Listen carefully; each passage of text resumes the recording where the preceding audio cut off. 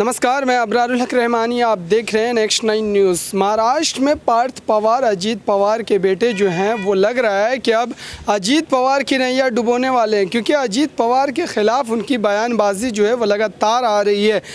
हालांकि देखा जा रहा है कि एनसीपी में जो अजीत पवार की एक तरीके से पैंठ बनी हुई है, उसको लग रहा है कि उनके बेटे पार्थ पवार ही तोड़ देंगे, क्योंकि पार्थ पवार ये चाह रहे हैं कि उनके चाचा यानी कि शरद पवार की पार्टी में उनकी जो जगह है वो ज़्यादा बेहतर हो सके, और इसको लेकर के अब उन्होंने तमाम रणनीतियों पर काम करना भी शुरू कर दिया है। हालांकि पार्थ पवार ने चुनाव में किस्मत आजमाई तो की थी, लेकिन उनको कोई ख़ासी कामयाबी नहीं मिली, और इस वजह से अब वो चाह रहे हैं कि पार्टी में रहते हुए कोई ऐसे पद पर बैठे हैं जिसको लेकर के पार्टी में उनकी तमाम रणनीतियों पर एक तरीके से अमल किया जा सके, और पार्टी के लिए जो तमाम रणनीति बनाई जाती, चाहे वो शरद पवार के द्वारा हो, सुप्रिया सुले के द्वारा हो, तमाम रणनीतियों में उनका दखल जो है वो ज़रूर रहे। और इसी बात को लेकर के अब वो अजीत पवार के ख़िलाफ़ जो है बयानबाजी करना शुरू कर दिया। हालांकि अजीत पवार के राजनीतिक यात्रा पर अगर एक नज़र डालते हैं आप,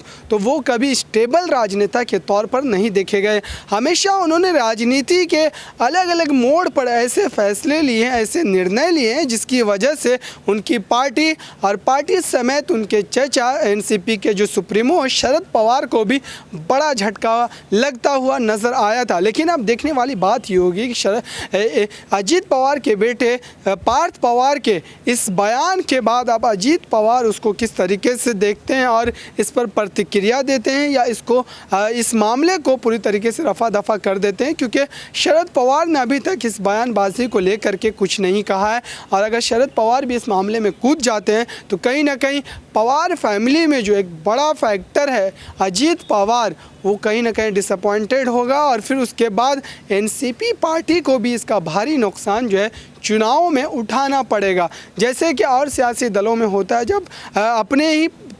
एक तरीके से कहें तो परिवार में जो बिखराव होता है, उसका नुकसान आपको पार्टी में अपनी सीटों को गंवा करके चुकाना पड़ता है। तो देखते हैं आने वाले समय में एनसीपी पार्टी की दशा और दिशा क्या होती है। फिलहाल के लिए इतना ही। देखते रहिए ताज़ा तरीन खबरों के लिए नेक्स्ट 9 न्यूज़ को। धन्यवाद।